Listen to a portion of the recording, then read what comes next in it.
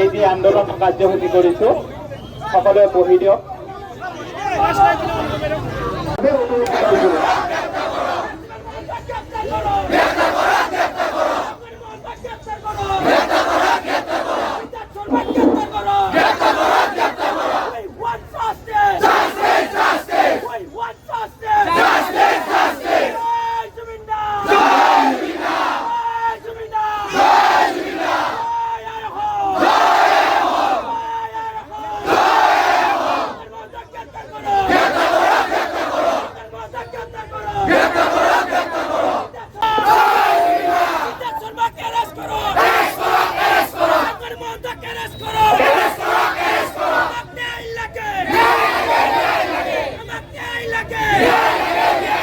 আমি ব্যবসায়িক কথাগুলো নিজের দোকানে লাইভ করে বন্ধ করে দিয়ে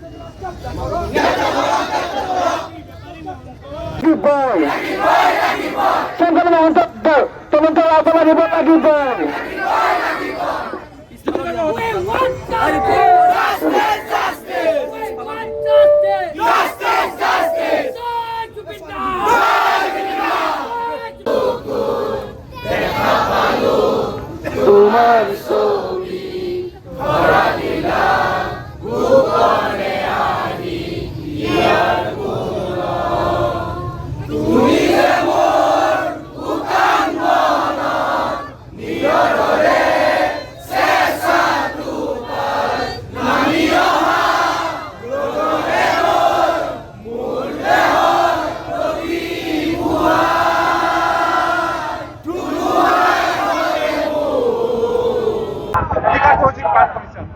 আজি আমি ভায়াতা চাৰিআলিত ছাত্ৰ সমাজে মিলি যি জুবিন গাৰ্গক ছিংগাপুৰলৈ লৈ যোৱা হৈছিল, ছিংগাপুৰলৈ লৈ যোৱাৰ ক্ষেত্ৰত শ্যামকানু মহন্ত আৰু তেওঁৰ মেনেজাৰ সিদ্ধাৰ্থ শৰ্মা জড়িত আছিল।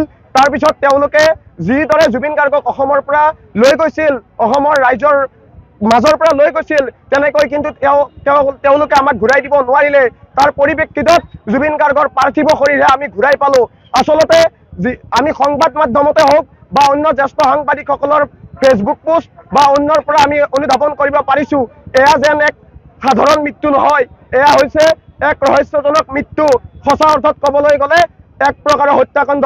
গতিকে আমি অসম চৰকাৰৰ মাননীয় মুখ্যমন্ত্ৰী, অসম চৰকাৰ সকলোকে অনুৰোধ জনাম যে তেওঁলোকে কেৱল মাত্ৰ ৰাজ্যিক পৰ্যায়ৰ তদন্ততে শেষ নকৰিব, আপোনালোকে এক কেন্দ্ৰীয় পৰ্যায়ৰ তদন্ত দিয়ক আৰু যাতে জুবিন দাৰ পাৰ্থিৱ শৰীৰে জুবিন দাৰ আত্মাই যাতে চিৰশান্তি লাভ কৰে, তাৰ বাবে আমি আজি ছাত্ৰ সমাজ ওলাই আহিছোঁ। তাৰ বাবে আপোনালোকে ন্যায় প্ৰদানৰ ক্ষেত্ৰত আগবাঢ়িব লাগে।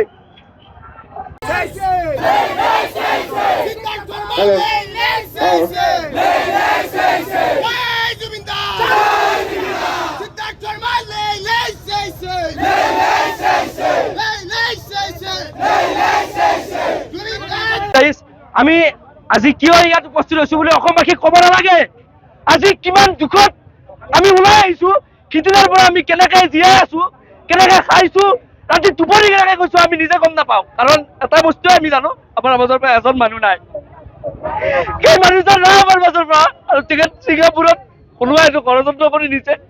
কোনোবাই কেনেকৈ কৰিছে আমি নাজানো, কিন্তু কিন্তু অসম চৰকাৰক কৈছো, ভাৰত চৰকাৰক কৈছো, আমাক উচিত ন্যায় লাগিবই, লাগিব নাই, উচিত ন্যায় লাগিব নাই, গতিকে লাগিব, সেইটো এমাহৰ ভিতৰত নহয়, আমাক অতি সোনকালে লাগে, পাৰিলে আমাক আজি লাগে, পাৰিলে আমাক কালি লাগে।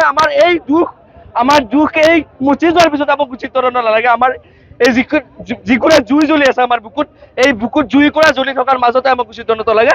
আৰু যদি চৰকাৰে নিজে তদন্ত কৰিব নোৱাৰে, আমাক ওলাই দিয়ক, আমাৰ ৰাইজৰ হাতত সেই বেপাৰী মহন্তক ওলাই দিয়ক, সেই নিজৰ স্বাৰ্থৰ কাৰণে জুবিন গাৰ্গ ইউজ কৰা সেই সিদ্ধাৰ্থক আমাৰ মাজত উলিয়াই দিয়ক। আমি তদন্ত কৰিম যদি চৰকাৰে তদন্ত কৰিব নোৱাৰে। এইখিনিয়ে মোৰ অনুৰোধ থাকে। হয়, আমি জানো যে আমাৰ মাজৰ পৰা আমাৰ জুবিন গাৰ্গ অৰ্থাৎ আমাৰ ভগৱান আমাৰ মাজৰ পৰা নোহোৱা হৈ গৈছে।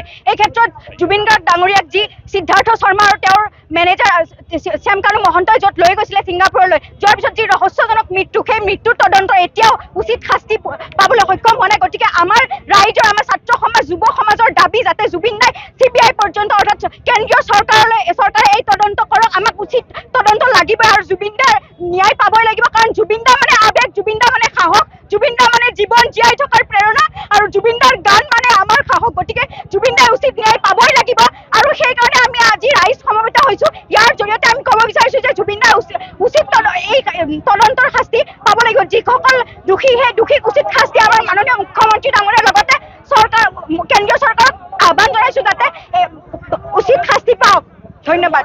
যিকোনো খবৰৰ বাবে যোগাযোগ কৰক 7099017330 লগতে 7099017110 নম্বৰত।